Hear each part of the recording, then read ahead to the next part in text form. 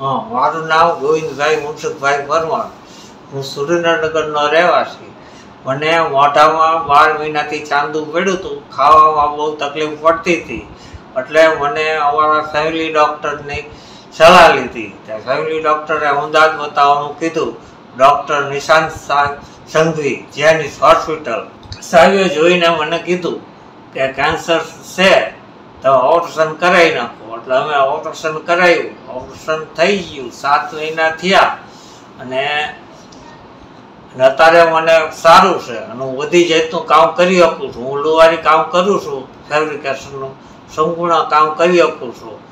Doctor Nishant સાહેબ સંઘવીનું કામ સારું છે. ઓપરેશનમાં કોઈ જાતની તકલીફ નથી અને કેન્સર મટી જાય. તમારે કોઈને એવી તકલીફ હોય તો અમદાવાદ નિશાંત સાહેબ સંઘવીને બતાવી જવું અને કેન્સર મટી જાય છે. એમાં કોઈ જાતની વિવાની જરૂર છે નહીં.